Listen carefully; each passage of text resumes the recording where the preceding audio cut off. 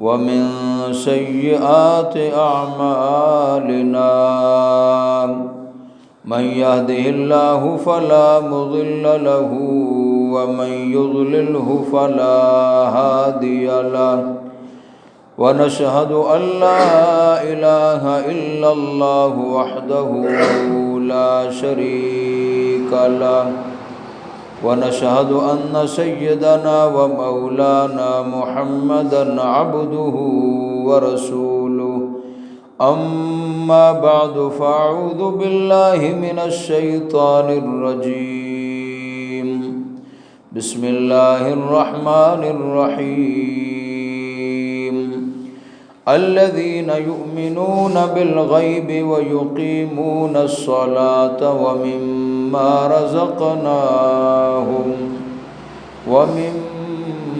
رزقناهم ينفقون والذين يؤمنون بما أنزل إليك وما أنزل من قبلك وبالآخرة هم يوقنون أولئك على هدى من ربهم وأولئك هم المفلحون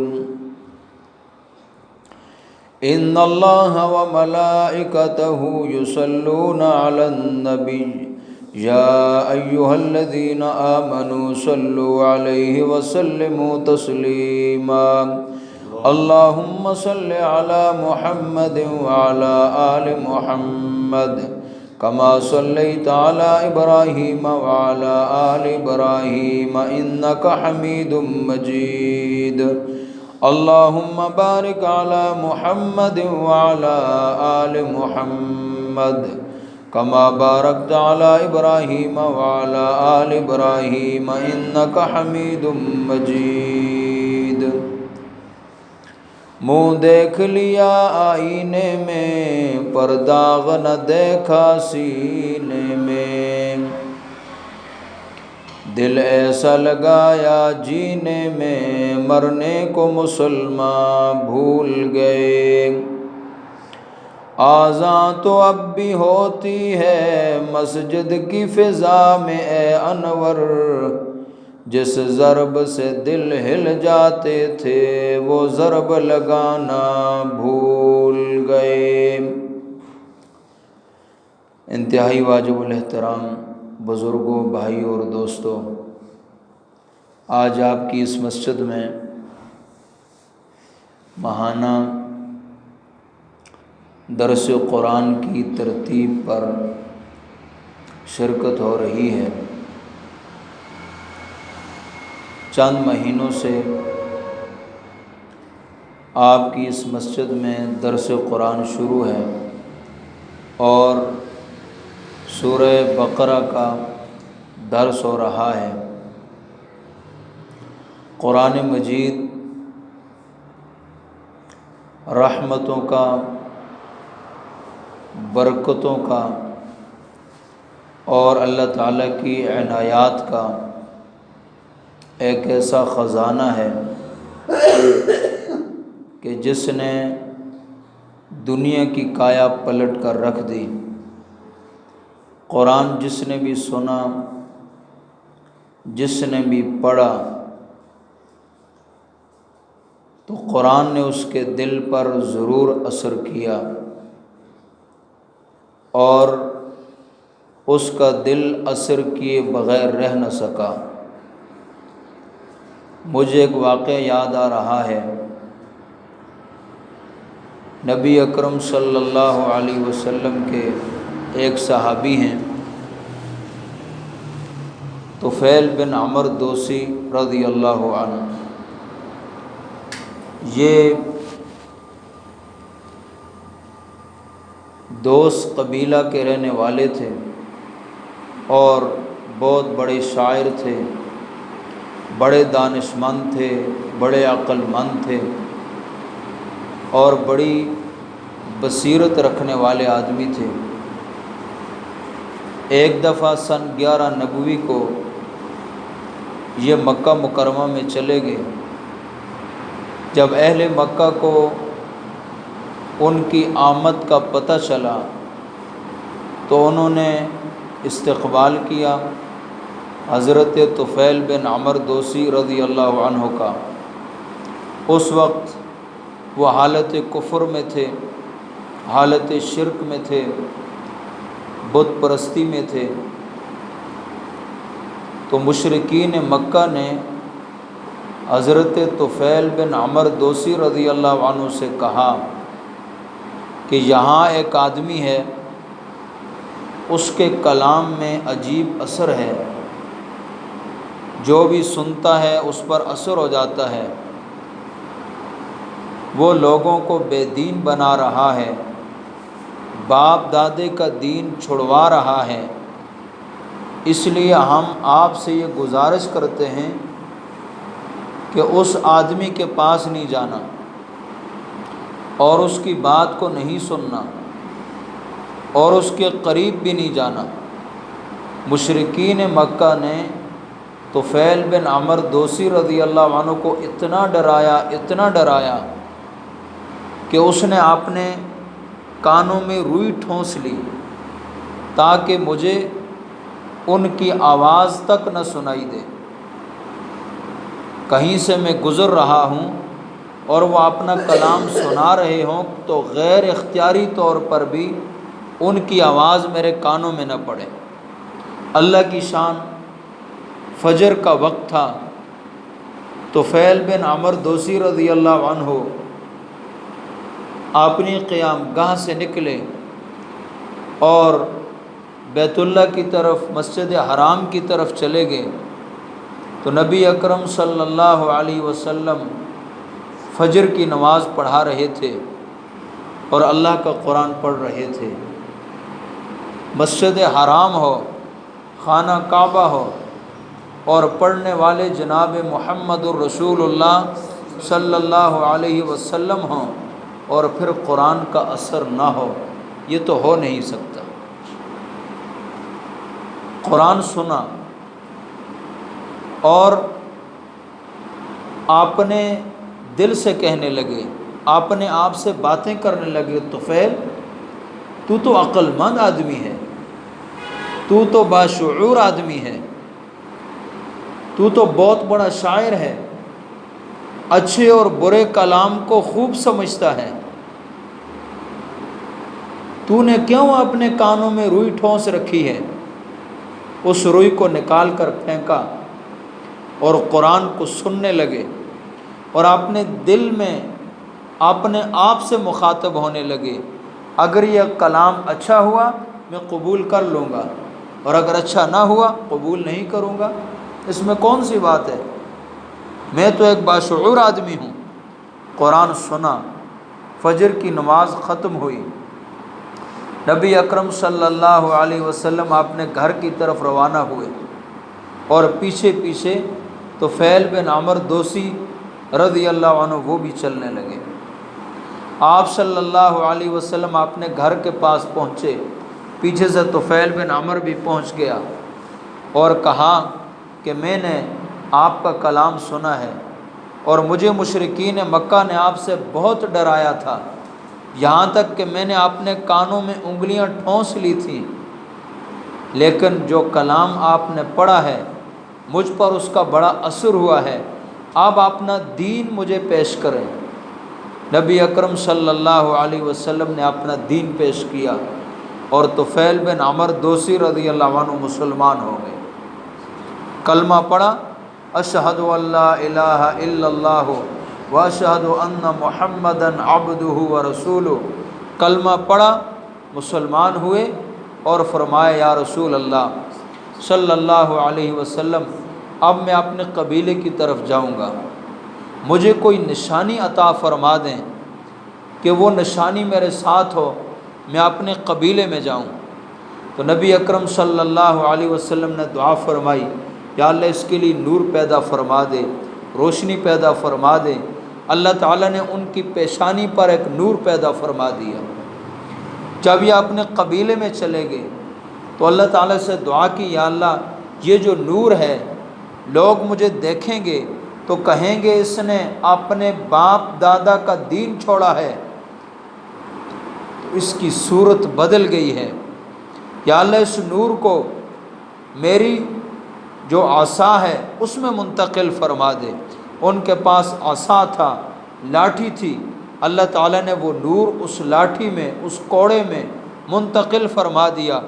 وہ کوڑا چمک رہا تھا اور اندھیرے میں روشنی دے رہا تھا۔ وہ کوڑا لے کر اپنی قوم میں گئے، اپنی بیوی پر اسلام پیش کیا، اپنے باپ پر اسلام پیش کیا، وہ مسلمان ہو گئے، اور پھر ان کا سارا قبیلہ اور خاندان مسلمان ہو گیا۔ عرض یہ کر رہا ہوں کہ قرآن اثر کر کے رہتا ہے۔ حضرت ابوبکر صدیق رضی اللہ عنہ رات کو اللہ کا قرآن پڑھتے تھے، تہجد میں قرآن پڑھتے تھے، اور مشرکین مکہ تک آواز پہنچتی تھی۔ مشرکین مکہ نبی اکرم صلی اللہ علیہ وسلم کے پاس آئے اور کہا کہ آپ ابو بکر صدیق رضی اللہ عنہ سے کہہ دیں کہ قرآن آہستہ پڑھا کریں، ہمارے بچوں پر اور ہمارے گھر پر، ہمارے اہل خانہ پر اور ہمارے اوپر قرآن کا اثر ہوتا ہے۔ آپ صلی اللہ علیہ وسلم نے فرمایا ابو بکر آہستہ پڑھا کرو، آہستہ پڑھا کرو۔ ان پر بھی قرآن کا اثر ہو رہا تھا۔ اور ابو جہل، ابو سفیان اور یہ بعض سردار مکہ کے، یہ چھپ کر آ کر قرآن مجید سنا کرتے تھے۔ آپ صلی اللہ علیہ وسلم رات کو جب مصلی پہ کھڑے ہو جاتے اور اللہ کا قرآن پڑھنا شروع کرتے تو یہ چھپ کر آتے تھے اور قرآن کو سنتے تھے۔ قرآن کا اثر ان پر بھی ہوتا تھا۔ یہ الگ بات ہے کہ وہ ضد اور عناد میں مبتلا تھے، سرکشی میں ڈوبے ہوئے تھے، ایمان قبول نہیں کیا، ایمان نہیں لائے، لیکن قرآن کا اثر ان پر بھی ہوتا تھا۔ قرآن اثر کیے بغیر رہتا نہیں تھا۔ افسوس تو یہ ہے کہ ہم نے قرآن کو چھوڑ دیا ہے، قرآن کو پڑھنا چھوڑ دیا اور قرآن کو سمجھنا چھوڑ دیا۔ ورنہ قرآن ہو اور پھر انسان کا دل ہو اور پھر قرآن کا اثر نہ ہو، یہ کیسے ہو سکتا ہے؟ یہ کبھی نہیں ہو سکتا۔ اور قرآن کی محبت یہ خالی نہیں جاتی، یہ انسان کو رنگ دیتی ہے، انسان کی دنیا اور آخرت بناتی ہے۔ ایک واقعہ میرے ذہن میں آ گیا، ایک آدمی تھا، اس کو قرآن کا ناظرہ بھی پڑھنا نہیں آتا تھا، لیکن قرآن کے ساتھ اس کو محبت تھی۔ وہ روزانہ فجر کی نماز کے بعد قرآن کو کھولتا اور ہر آیت پر انگلی پھیرتا اور کہتا ہے یا اللہ آپ نے یہ بھی سچ فرمایا، آپ نے یہ بھی سچ فرمایا، آپ نے یہ بھی سچ فرمایا۔ جب اس آدمی کا انتقال ہوا اور اس کو دفن کیا گیا تو کسی آدمی کی کوئی قیمتی چیز اس کی قبر میں گر گئی، اور دفن کرنے کے بعد اس کی قبر کو کھولا گیا تو اس کی قبر خوشبو سے معطر تھی اور جنت کا باغ بن گئی تھی۔ تو لوگ حیران ہو گئے کہ پتہ نہیں اس آدمی کا کون سا ایسا عمل ہے جس نے اس کی قبر کو جنت کا باغ بنا دیا، اور جس نے اس کی قبر کو معطر کر دیا، روشن کر دیا، منور کر دیا اور جنت کے باغیچے میں تبدیل کر دیا۔ جب اس کے گھر سے پوچھا گیا اس آدمی کا کوئی عمل بتاؤ، کون سا اس کا ایسا عمل ہے جس نے اس کی قبر کو جنت کا باغ بنا دیا ہے، اس نے کہا، اس کے گھر والوں نے کہا اس کا اور تو کوئی ایسا عمل نہیں تھا، ان پڑھ آدمی تھا، جاہل آدمی تھا، لیکن قرآن کے ساتھ اس کو عجیب محبت تھی۔ یہ روزانہ فجر کی نماز پڑھتا، قرآن کھولتا اور انگلی پھیرتا، یا اللہ یہ بھی سچ، یہ بھی سچ، یہ بھی سچ، یہ سب سچ ہے، یہ سب حق ہے۔ اس عمل کی برکت تھی، اللہ نے اس کی قبر کو جنت کا باغ بنا دیا۔ اب یہ صرف قرآن سے محبت کرتا تھا، قرآن اس کو پڑھنا نہیں آتا تھا، لیکن قرآن کی محبت نے اس کی آخرت بنا دی۔ اور جو قرآن کو پڑھے اور قرآن کو سمجھنے کی کوشش کرے اور قرآن مجید کی تلاوت کرے، کیا اللہ اس کو محروم کر دے گا؟ کبھی محروم نہیں کرے گا۔ تو مشرکین مکہ پر بھی، کفار پر بھی قرآن کا اثر ہوتا تھا، یہ الگ بات ہے کہ وہ سرکشی میں ڈوبے ہوئے تھے، وہ ضد میں ڈوبے ہوئے تھے، وہ عناد میں ڈوبے ہوئے تھے، ایمان قبول نہیں کیا۔ ایک دفعہ ابو جہل اپنی مٹھی میں کنکر لیے ہوئے آپ صلی اللہ علیہ وسلم سے کہا، آپ بتا دیں میری مٹھی میں کیا ہے تو میں ایمان لے آؤں گا۔ آپ صلی اللہ علیہ وسلم نے فرمایا، اچھا اگر تیری مٹھی والی چیز خود بتا دے کہ میں کیا ہوں تو ایمان قبول کر لے گا؟ اس نے کہا بالکل مان جاؤں گا کہ آپ اللہ کے رسول ہیں، میں ایمان قبول کر لوں گا۔ تو اس کی مٹھی میں جو کنکر تھے ان کنکروں نے بھی کلمہ پڑھا، اشہد اللہ الہ الا اللہ و اشہد ان محمدن عبدہ و رسولہ، لیکن بدبخت تھا، اس کی قسمت میں ایمان نہیں تھا، اس کی قسمت میں اللہ نے ایمان کو مقدر نہیں فرمایا تھا۔ وہ ضد اور عناد کی وجہ سے اپنی استعداد ایمانی کو کھو بیٹھا تھا۔ کہنے لگا اچھا مجھے اب یقین آ گیا ہے کہ آپ واقعی جادوگر ہیں، ایمان پھر بھی قبول نہیں کیا۔ اور ایک دفعہ اس بدبخت نے کیا کیا، اپنے گھر کے آگے ایک گڑھا کھودا اور اس گڑھے کے اوپر معمولی سی کوئی چیز رکھ دی اور بیمار بن کے بیٹھ گیا۔ اس کو یقین تھا کہ میں اگرچہ رسول اللہ صلی اللہ علیہ وسلم کا دشمن ہوں، لیکن یہ جب میری بیماری کا سنیں گے تو میری اعادت کے لیے ضرور آئیں گے۔ آپ صلی اللہ علیہ وسلم تو رحمت للعالمین ہیں، جب اس کی بیماری کا سنا اعادت کے لیے تشریف لے گئے، اور جب اس گڑھے کے قریب پہنچے، یہ گڑھا اس نے نبی اکرم صلی اللہ علیہ وسلم کے لیے کھودا تھا کہ جب میری عادت کے لیے آئیں گے آگے گڑھے کا خیال نہیں ہوگا، اوپر پاؤں رکھیں گے تو نیچے گر جائیں گے۔ آپ صلی اللہ علیہ وسلم جب قریب پہنچے جبریل علیہ السلام آگے، فرمایا یا رسول اللہ صلی اللہ علیہ وسلم یہ بدبخت بیمار نہیں ہے، یہ بیمار بنا ہوا ہے اور اس نے آپ کے لیے آگے گڑھا کھودا ہے، آپ نے آگے نہیں جانا۔ آپ صلی اللہ علیہ وسلم وہیں سے واپس ہونے لگے۔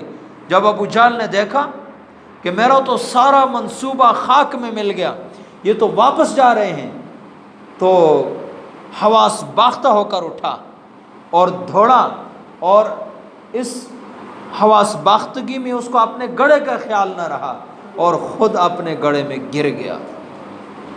اس لیے کہتے ہیں دوسروں کے لیے کھودو گے تو خود گرو گے۔ کسی کے لیے برا مت سوچو، اللہ نے کسی کو مال دیا ہے، اس پہ اللہ کا شکر ادا کرو، اس پہ حسد نہ کرو۔ اللہ نے کسی کو دولت دی ہے، کوٹھی دی ہے، بنگلہ دیا ہے، گاڑی دی ہے، عزت دی ہے، اقتدار دیا ہے، کچھ بھی دیا ہے، اس پہ حسد نہ کرو، یہ اللہ کی عطا ہے۔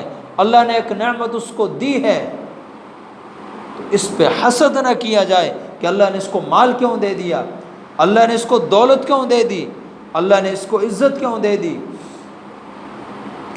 تو جب وہ اپنے گڑھے میں گرا تو اب چاروں طرف سے لوگ جمع ہوئے کہ ابو جہل مکہ کا سردار گر گیا ہے گڑھے میں۔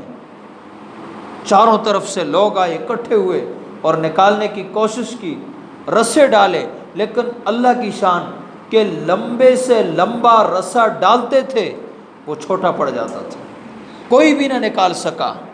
اور پھر ابو جہل نے خود کہا اگر مجھے اس گڑھے سے کوئی نکال سکتا ہے تو محمد الرسول اللہ صلی اللہ علیہ وسلم، وہ تو محمد الرسول اللہ نہیں کہتا تھا، محمد بن عبداللہ، وہ مجھے اس گڑھے سے نکال سکتے ہیں۔ نبی اکرم صلی اللہ علیہ وسلم کو اطلاع دی گئی کہ ابو جہل گڑھے میں گر چکا ہے، آپ کے علاوہ کوئی نکال نہیں سکتا۔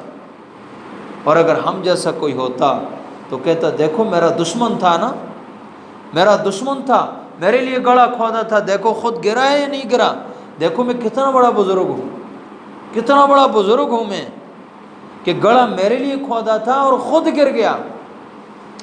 لیکن میں قربان جاؤں جناب محمد الرسول اللہ صلی اللہ علیہ وسلم کی ذات پر۔ تشریف لائے اور فرمایا ابو جہل اگر میں اس گڑھے سے نکال دوں تو ایمان لے آؤ گے؟ اس نے کہا ایمان لے آؤں گا۔ آپ صلی اللہ علیہ وسلم نے کوئی رسا نہیں ڈالا، اپنا ہاتھ مبارک یوں نیچے کیا، ہاتھ مبارک نیچے کیا، آپ صلی اللہ علیہ وسلم کا معجزہ تھا، اور ابو جہل کو یوں پکڑا اور کھینچ کر باہر نکال دیا۔ اس ظالم بدبخت نے کیا کہا؟ مجھے یقین ہو گیا ہے کہ آپ جادوگر ہیں۔ ایمان ان کی قسمت میں نہیں تھا، ورنہ قرآن تو اپنا اثر دکھا رہا تھا۔ اگر ضد کو چھوڑ کے قرآن کو سنتے، اگر عناد کو چھوڑ کے قرآن کو سنتے، تو پھر قرآن کا اثر ان کے دلوں تک پہنچ جاتا اور وہ ایمان لے آتے، ایمان لائے بغیر نہ رہتے۔ لیکن انہوں نے تو یہ ٹھان لی تھی کہ ہم نے ایمان قبول نہیں کرنا، اور پھر اللہ بھی کسی کو ہدایت سونپتا نہیں ہے، کسی کے گلے میں اللہ ہدایت کو نہیں ڈالتا۔ انلزمکموہا وانتم لہا کارہون، تم تو ہدایت کو پسند نہ کرو اور ہم ہدایت کو تمہارے پیچھے پھر آتے رہیں، ایسا کبھی نہیں ہوتا۔ اللہ ہدایت دیتے ہیں، ہدایت کے طالب کو ہدایت دیتے ہیں۔ جو ہدایت کا طالب ہو، جو اللہ کا طالب ہو، اور جو اللہ کی محبت کا طالب ہو، جو تعلق مع اللہ کا طالب ہو، اس کو اللہ ہدایت دیتے ہیں۔ ہر ایک کو اللہ ہدایت ہی نہیں دیتا۔ انلزمکموہا وانتم لہا کارہون، کیا ہم اس ہدایت کو چمٹا دیں گے تمہارے اوپر؟ وانتم لہا کارہون، تم پسند ہی نہیں کرتے ہو، تم تو چاہتے ہی نہیں کہ ہمیں ہدایت ملے، تم تو چاہتے ہی نہیں کہ ہمیں اللہ کی محبت ملے، تم تو چاہتے ہی نہیں کہ ہمیں اللہ کا تعلق ملے، اور پھر بھی ہم تمہیں ہدایت دے دیں گے۔ ایسا نہیں ہوگا۔ اللہ ہمیں ہدایت کا طالب بنا دے، ہم ہدایت کے طالب بنیں۔ اور طالب کیسے بنیں گے؟ اللہ سے دعائیں مانگیں، ہدایت کی دعا مانگیں۔ ہدایت اللہ کے خزانوں میں، ہمارے تبلیغی جماعت والے ساتھی کہتے ہیں اللہ کے خزانوں میں سب سے قیمتی خزانہ ہے۔ فرعون کے پاس سب کچھ تھا لیکن ہدایت نہیں تھی۔ قارون کے پاس مال و دولت کے خزانے تھے، ڈھیر تھے، لیکن ہدایت کا خزانہ نہیں تھا، ہدایت کے خزانے سے معروم تھا۔ زمین کے اندر اللہ نے دھسا دیا اور دھستا چلا گیا۔ اس لیے اللہ سے انسان ہدایت مانگے، یا اللہ مجھے ہدایت عطا فرما دے۔ ہم ہر نماز میں دعا مانگتے ہیں اہدنا الصراط المستقیم، یا اللہ ہمیں سیدھے راستے کی ہدایت عطا فرما۔ اسی طرح ہم اپنی دعاؤں میں جہاں اور دعائیں ہم مانگتے ہیں، وہاں یہ دعا بھی ضرور مانگیں، یا اللہ ہمیں ہدایت عطا فرما دے۔ تو سورہ بقرہ کی تیسری آیت کا درس چل رہا ہے۔ اس تیسری آیت میں اللہ تعالیٰ نے متقین کی 3 صفات بیان فرمائی ہیں۔ پہلی صفت ایمان بالغیب، اور دوسری صفت اقامت الصلاۃ۔ پہلی صفت کہ ان کا غیب پر ایمان ہے، اللہ کو نہیں دیکھا مان لیا، رسول کو نہیں دیکھا مان لیا، قیامت کو نہیں دیکھا مان لیا، جنت کو نہیں دیکھا مان لیا، جہنم کو نہیں دیکھا مان لیا۔ یہ متقین کی پہلی صفت ہے۔ ایمان کے بغیر تو مسلمان ہوتا ہی نہیں۔ اور ایمان کے بعد پھر اللہ تعالی نے دوسری جو صفت ذکر فرمائی ہے وہ ہے اقامت الصلاۃ ویقیمون الصلاۃ، یہ نماز قائم کرتے ہیں۔ نماز پڑھنا اور چیز ہے اور نماز قائم کرنا اور چیز ہے۔ جب آدمی نماز قائم کرتا ہے تو پھر نماز اپنا اثر کیا دکھاتی ہے؟ تنہا عن الفحشاء والمنکر، اس کو بے حیائی سے بھی بچاتی ہے اور اس کو گناہوں سے بھی بچاتی ہے۔ پھر نماز اپنا یہ اثر دکھاتی ہے۔ اور اگر اقامت صلاح نہ ہو، صرف نماز پڑھے، تو پھر نماز اپنا یہ اثر نہیں دکھاتی۔ یہ نماز بھی پڑھتا ہے اور بدنظری بھی کرتا ہے، یہ نماز بھی پڑھتا ہے اور غیبت بھی کرتا ہے، یہ نماز بھی پڑھتا ہے اور کانوں سے گانے بھی سنتا ہے، یہ نماز بھی پڑھتا ہے اور فلم بھی دیکھتا ہے، یہ نماز بھی پڑھتا ہے اور بے حیائی بھی دیکھتا ہے، یہ نماز بھی پڑھتا ہے اور ظلم بھی کرتا ہے، یہ نماز بھی پڑھتا ہے دوسروں کی زمینیں بھی دباتا ہے، یہ نماز بھی پڑھتا ہے بیوی کے حقوق ادا نہیں کرتا، یہ نماز بھی پڑھتا ہے والدین کے حقوق ادا نہیں کرتا، یہ نماز بھی پڑھتا ہے اپنی والدہ کو ستاتا ہے، یہ نماز بھی پڑھتا ہے اپنے باپ کو ستاتا ہے، یہ نماز بھی پڑھتا ہے اپنے بیوی بچوں پر ظلم کرتا ہے۔ کیوں؟ یہ نماز پڑھتا ہے، یہ نماز کو قائم نہیں کرتا۔ اگر یہ نماز کو قائم کرے تو نماز اس کو بے حیائی سے روکے گی، نماز اس کو بری باتوں سے روکے گی، نماز اس کو گناہوں سے روکے گی، اور ہر قسم کی فحاشی سے نماز اس کو روکے گی، بشرطے کہ وہ یقیمون الصلاۃ، نماز کو قائم کرے۔ نماز کو قائم کرنا کیا ہے؟ نماز کو قائم کرنا یہ ہے کہ پورے آداب کی رعایت کے ساتھ نماز پڑھے، نماز کی نیت باندھے تو یہ سمجھے کہ میں اپنے اللہ کو دیکھ رہا ہوں، یہ تصور کرے میں اللہ کو دیکھ رہا ہوں۔ آج لوگ شکوے کرتے ہیں نماز میں ہمیں وساوس آتے ہیں۔ نماز میں آپ دھیان ایک جگہ رکھیں، کوئی وسوسہ نہیں آئے گا۔ میں اللہ کو دیکھ رہا ہوں، پوری نماز میں آپ یہ دھیان جما لیں۔ امام کے پیچھے کھڑے ہیں، ظاہر ہے امام کے پیچھے تو قرات نہیں کی جاتی، مقتدی خاموش کھڑا ہوتا ہے، تو پھر مختلف وساوس اس کو گھیر لیتے ہیں۔ تو یہ تصور کرے کہ اللہ مجھے دیکھ رہا ہے یا میں اللہ کو دیکھ رہا ہوں، جو تصور بھی کرے میں اللہ کو دیکھ رہا ہوں، پوری نماز میں یہ تصور، اور کوئی خیال ہی نہیں آئے گا اور کوئی وسوسہ ہی نہیں آئے گا، اور یا میرا اللہ مجھے دیکھ رہا ہے، میرا اللہ مجھے دیکھ رہا ہے، میرا اللہ مجھے دیکھ رہا ہے، یہ تصور کرے اور کوئی وسوسہ ہی نہیں آئے گا۔ اور یا میں بیت اللہ کے سامنے کھڑا ہوں اور بیت اللہ میرے سامنے ہے، میں بیت اللہ کے سامنے کھڑا ہوں، بیت اللہ میرے سامنے ہے، گویا میں بیت اللہ کو دیکھ رہا ہوں، یہ تصور کر لے، کوئی وسوسہ نہیں آئے گا۔ اور پھر بھی اگر وسوسہ آئے تو کوئی حرج نہیں ہے، غیر اختیاری وسوسے پر پکڑ نہیں ہے، اختیاری وسوسے پر پکڑ ہے۔ خود سوچتا رہے، خود جان بوجھ کے سوچے میں نے آج کتنا کمایا، میں نے آج کیا کاروبار کیا، آج دن کو میں کیا کرتا رہا، کل میں نے کیا کرنا ہے، خود جان بوجھ کر قصداً اپنے اختیار سے وساوس کو لاتا رہے، اس پر پکڑ ہے، پھر اس کی نماز نماز نہیں رہے گی، اس کی نماز وہ نماز نہیں رہے گی جو اللہ کو مطلوب ہے، جو نماز بے حیائی سے روکتی ہے، جو نماز گناہوں سے روکتی ہے۔ یہ ہے اقامت الصلاۃ۔ یہ دوسری صفت ذکر فرمائی، اور تیسری صفت وَمِمَّا رَزَقْنَاهُمْ يُنْفِقُونَ، جو ہم نے ان کو دیا ہے وہ خرچ کرتے ہیں۔ انفاق، آج کے درس میں یہ انفاق ہے۔ ایک انفاق فرض ہے، ایک انفاق واجب ہے، اور ایک انفاق نفل کے درجے میں ہے، مستحب کے درجے میں ہے۔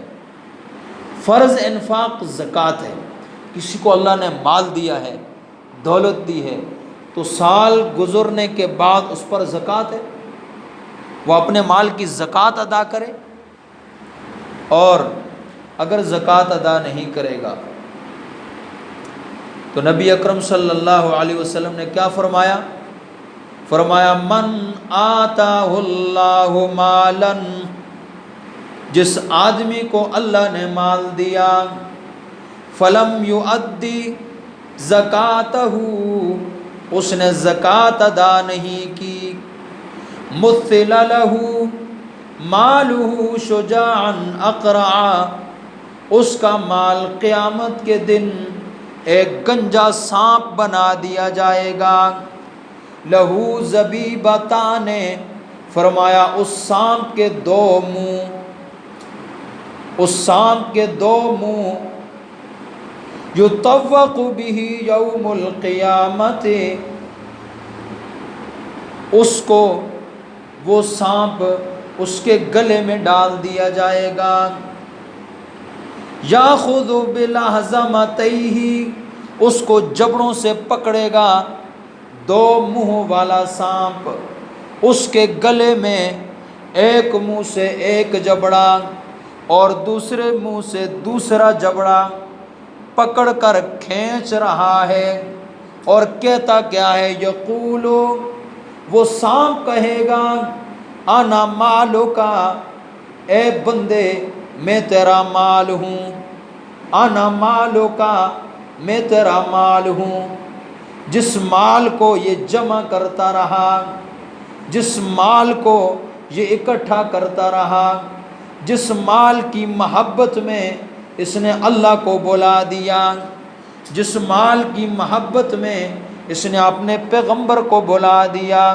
جس مال کی محبت میں اس نے اپنی موت کو بلا دیا، جس مال کی محبت میں اس نے اپنی قبر کو بلا دیا، جس مال کی محبت میں اس نے اپنی آخرت کو بلا دیا، جس مال کی محبت میں یہ مدہوش تھا، جس مال کی محبت میں یہ مست تھا، رات ہے تو مال کی فکر اور دن ہے تو مال کی فکر، مال کیسے جمع کروں، کیسے بڑھاؤں، اگر 1,00,000 ہے تو 2 کیسے ہو جائے، اگر 2 ہے تو 4 کیسے ہو جائے، اسی تن من میں اس کی زندگی گزر گئی، اسی سوچ و فکر میں اس کی زندگی گزر گئی، اس پر موت آ گئی۔ فرمایا اس کے اس مال کو، جس مال کی زکوٰۃ اس نے ادا کوئی نہ کی، اس مال کو سانپ بنا دیا گیا اور اس کے گلے میں وہ سانپ پڑ گیا اور اس نے اپنے 2 منہوں سے اس کے دونوں جبڑوں کو پکڑ کر کھینچا اور کیا کہا، انا مالو کا، میں تیرا مال ہوں، انا کنزو کا، میں تیرا خزانہ ہوں، میں تیرا مال ہوں اور میں تیرا خزانہ ہوں۔ جس آدمی نے مال کی زکوٰۃ ادا نہیں کی، قیامت کے دن یہ حشر، اور فرمایا یوم یحمى علیہا فی نار جہنم فتکوی بہا جباہہم وجنوبہم وظہورہم ھذا ما کنزتم لانفسکم فذوقوا ما کنتم تکنزون۔ فرمایا قیامت کے دن اس کے مال کو جہنم کی آگ میں گرم کیا جائے گا، جہنم کی آگ میں اس مال کو گرم کر کے اس کی پیشانی کو داغا جائے گا اور اس کے پیٹھ کو داغا جائے گا اور اس کے پہلوؤں کو داغا جائے گا۔ فَتُقْوَى بِهَا جِبَاهُهُمْ وَجُنُوبُهُمْ وَظُهُورُهُمْ، اس کے پہلو بھی داغے جائیں گے اور اس کی پیشانی بھی اور اس کی پیٹھ بھی۔ کیوں؟ اس لیے کہ جب سائل اس مالدار کے دروازے پر آ گیا اور اس نے سوال کیا اللہ کے نام پر کچھ، اس نے کیا کیا، اس کے ماتھے پہ بل آ گئے، اس لیے اس کی پیشانی کو داغا گیا۔ اے بندے، یہ مال تجھے دینے والا اللہ، تو ایک مانگنے والے نے جب مانگا تو تیری پیشانی پہ بل کیوں آ گئے، تیرا چہرہ تبدیل کیوں ہو گیا؟ اس لیے فرمایا فَتُقْوَى بِهَا جِبَاهُهُمْ، اس کی پیشانی کو داغا جائے گا۔ فَتُقْوَى بِهَا جِبَاهُهُمْ وَجُنُوبُهُمْ، جب سائل اور مانگتا ہے اس کی جان نہیں چھوڑتا تو یہ پہلو موڑتا ہے، کبھی ادھر پہلو موڑا تاکہ یہ سائل چلا جائے، کبھی دوسری طرف تاکہ یہ سائل چلا جائے، لیکن بالآخر اس بخیل مالدار سے سائل مانگتا رہتا ہے تو پھر یہ مالدار پیٹھ پھیر کر چل دیتا ہے۔ اس لیے فرمایا اس کی پیٹھ کو بھی داغا جائے گا، کیونکہ اس نے سائل سے پیٹھ پھیری اور چل دیا۔ اور فرمایا ھذا ما کنزتم لانفسکم، یہ وہ مال ہے جو تم نے اپنے لیے جمع کیا تھا، فذوقوا ما کنتم تکنزون، اب اس کا مزہ چکھو جو تم جمع کیا کرتے تھے۔ اللہ اکبر۔ حضرت ثعلبہ ایک صحابی کا نام، بعد میں وہ مرتد ہو گئے، ارتداد کی حالت میں ان کی موت آئی۔ ثعلبہ نبی اکرم صلی اللہ علیہ وسلم کی خدمت میں یا رسول اللہ صلی اللہ علیہ وسلم میرے لیے دعا فرما دیں، اللہ مجھے مالدار کر دیں، اللہ مجھے مال عطا فرما دیں۔ فرمایا ثعلبہ یہ دعا نہ کراؤ کہ مال تو فتنہ ہے، آزمائش میں مبتلا ہو جاؤ گے، امتحان میں پڑ جاؤ گے۔ ثعلبہ نے اصرار کیا، یا رسول اللہ صلی اللہ علیہ وسلم ضرور دعا فرمائیں، اللہ مجھے مال عطا فرما دے، میں مالدار ہو جاؤں، دولت مند ہو جاؤں۔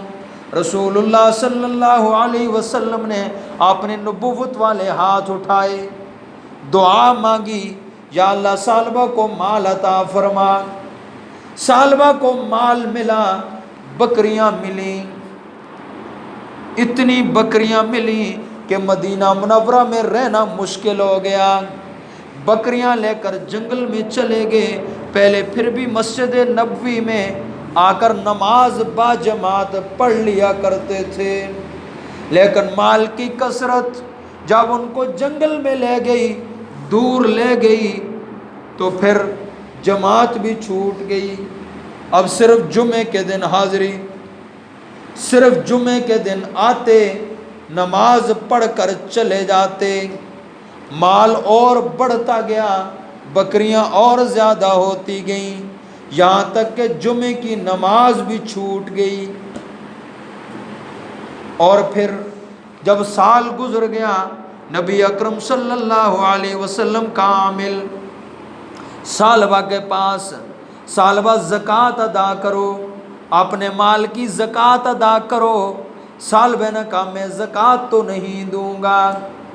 نبی اکرم صلی اللہ علیہ وسلم کا عامل خالی واپس آ گیا، فرمایا یا رسول اللہ صلی اللہ علیہ وسلم ثعلبہ نے زکوٰۃ دینے سے انکار کر دیا۔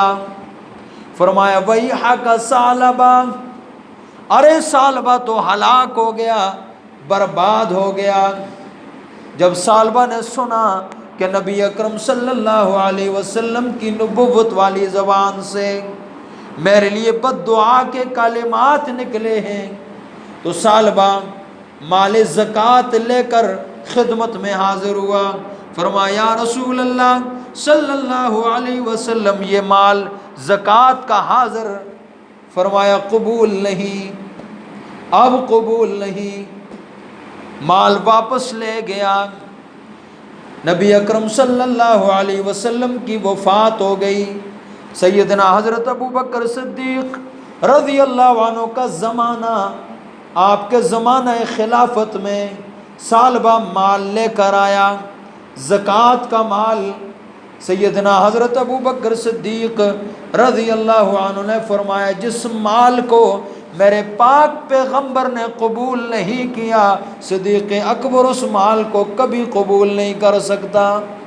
اللہ اکبر۔ ابو بکر صدیق رضی اللہ عنہ کی وفات ہو گئی۔ سیدنا فاروق اعظم رضی اللہ عنہ کا زمانہ خلافت، ثعلبہ مال زکوٰۃ کا لے کر حاضر۔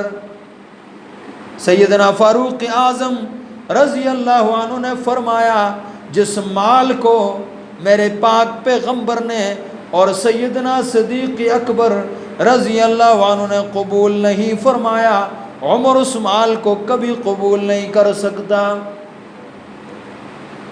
بالآخر ثعلبہ سیدنا حضرت عثمان رضی اللہ عنہ کے دور خلافت میں یا حضرت فاروق اعظم رضی اللہ عنہ ہی کے دور خلافت میں ایمان سے خالی دنیا سے چلا گیا۔ یہ تھا مال کی محبت کا انجام۔ اس لیے اللہ فرماتے ہیں ایمان والو تمہاری صفت کیا ہے؟ وَمِمَّا رَزَقْنَاهُمْ يُنْفِقُونَ، جو ہم نے ان کو دیا ہے وہ خرچ کرتے ہیں، وہ اللہ کے راستے میں لوٹاتے ہیں، وہ اللہ کو قرض دیتے ہیں۔ مَنْ ذَا الَّذِي يُقْرِضُ اللَّهَ قَرْضًا حَسَنًا فَيُضَاعِفَهُ لَهُ أَضْعَافًا كَثِيرًا، کون ہے جو اللہ کو قرض دے اللہ دگنا چگنا لوٹا کے دے گا۔ دنیا میں بھی اور آخرت میں بھی۔ وَأَنفِقُوا فِي سَبِيلِ اللَّهِ وَلَا تُلْقُوا بِأَيْدِيكُمْ إِلَى التَّهْلُكَةِ، اے ایمان والو اللہ کے راستے میں خرچ کرو، اللہ کے راستے میں خرچ کرو، اپنے مال کی زکوٰۃ بھی ادا کرو، فقراء و مساکین پر بھی خرچ کرو، اپنے محلے میں دیکھو، اپنے پڑوسیوں کو دیکھو، اپنے مسلمانوں کو دیکھو، کوئی محتاج تو نہیں، کوئی فقیر تو نہیں، کہیں ایسا تو نہیں کہ میرے گھر میں بریانی تو پک رہی ہے کہ میرے پڑوسی کے پاس تو کھانے کے لیے بھی کچھ نہیں، اس کے پاس تو خشک روٹی بھی نہیں جس کو کھا کر وہ گزارا کر سکے، کہیں ایسا تو نہیں۔ حضرت عبداللہ بن مبارک رحمۃ اللہ علیہ حج کے موقع پر بیت اللہ میں آرام فرما رہے ہیں، خواب دیکھا، نبی اکرم صلی اللہ علیہ وسلم نے فرمایا اے عبداللہ جب بغداد میں پہنچو تو فلاں محلے میں ایک مجوسی ہے، اس مجوسی کو میرا سلام کہنا، مجوسی کو میرا سلام کہنا۔ حضرت عبداللہ بن مبارک رحمۃ اللہ علیہ بیدار ہوئے، لا حول پڑھا کہ مجوسی کو پیغمبر کا سلام یہ کیسے ہو سکتا ہے، پتہ نہیں یہ خواب کیسا۔ دوسری بار پھر سو گئے، پھر یہی خواب دیکھا، تیسری بار پھر سو گئے، پھر یہی خواب دیکھا۔ بغداد میں آئے اور اس محلے میں آئے اور اس بہرام مجوسی کا پتہ لگایا کہ ایک مجوسی بہرام نامی، اس کا پتہ بتایا گیا، اس مجوسی کے پاس پہنچے۔ حضرت عبداللہ بن مبارک رحمۃ اللہ علیہ فرمایا اے بہرام مجوسی کوئی اپنا عمل بتاؤ، تم نے کون سا عمل کیا ہے کہ اللہ کے رسول صلی اللہ علیہ وسلم نے تمہیں سلام بھی بھیجا اور ساتھ یہ پیغام بھی کہ تم سے اللہ اور اس کا رسول راضی، یہ پیغام بھی بھیجا ہے۔ اس نے کہا میری 4 بیٹیاں تھیں، میں نے چاروں کا نکاح اپنے چاروں بیٹوں سے کر دیا۔ فرمایا یہ عمل تو ہمارے اسلام کے خلاف، ہمارے مذہب میں حرام، کوئی اور عمل بتاؤ۔ کہا ایک بیٹی جو خوبصورت تھی اس کے ساتھ میں نے خود نکاح کر لیا۔ فرمایا یہ بھی حرام، یہ بھی ناجائز۔ اس نے کہا کہ ایک دن میں اپنی بیٹی کے ساتھ شب زفاف میں تھا، اچانک دیکھتا ہوں ایک بوڑھیا خاتون وہ آتی ہے اور میرے کمرے میں داخل ہو کر میرے چراغ کو بجھا کر چلی جاتی ہے۔ جب ایک دفعہ آئی چراغ کو بجھا کر واپس، دوسری دفعہ آئی پھر واپس، تیسری دفعہ آئی پھر واپس، مجھے شک ہو گیا کوئی چور تو نہیں، جاسوس تو نہیں۔ میں اس کے پیچھے لگا اور اس کے گھر میں گیا تو میں سنتا کیا ہوں کہ اس خاتون کی بیٹیاں، اس کے بچے رو رہے ہیں اور اپنی ماں سے کہہ رہے ہیں اماں ہمارے لیے کچھ کھانے کو لاؤ، ہم بھوکے ہیں، ہم مر رہے ہیں، کچھ کھانے کو ہو، کھا کر ہم اپنی جان تو بچا لیں۔ وہ بوڑھی اماں کہتی ہے بچوں میں گئی تو تھی سوال کرنے کے لیے، لیکن مجوسی کا در تھا، مجوسی کا گھر تھا، مجوسی کا دروازہ تھا، مجھے شرم آئی کہ میں مجوسی سے سوال کروں۔ اس مجوسی نے جب سنا، کہتے ہیں جب میں نے یہ بات سنی میں اپنے گھر میں آیا، میں نے نقد رقم بھی لی اور میں نے طباخ بھی بھرا اور کھانے کا سارا سامان میں نے اپنے سر پہ رکھا اور جا کر میں نے اس کو دے دیا۔ حضرت عبداللہ بن مبارک رحمۃ اللہ علیہ فرماتے ہیں ہاں یہ عمل ہے جو اللہ کو پسند آیا ہے اور سنو اللہ کے رسول صلی اللہ علیہ وسلم نے آپ کو سلام بھیجا ہے اور یہ فرمایا کہ اللہ بھی تم سے راضی ہے، رسول بھی تم سے راضی ہے۔ مجوسی کہتے ہیں اچھا اللہ کے رسول نے مجھے سلام بھیجا ہے، پھر مجھے کلمہ تو پڑھا دو، مجھے پھر کلمہ پڑھاؤ۔ اس نے کلمہ پڑھا، مسلمان ہوا، گرا بے ہوش ہو کر اور مر گیا، اور حضرت عبداللہ بن مبارک رحمۃ اللہ علیہ نے غسل دیا، کفن دیا اور اس کا جنازہ پڑھایا اور اس کو دفن کیا۔ ایک نماز بھی نہیں پڑھی، اس خرچ کی برکت سے اللہ نے اس کو جنت کا مالک بنا دیا۔ ایک نماز بھی نہیں پڑھی، ایک روزہ بھی نہیں رکھا، ایک دفعہ بھی حج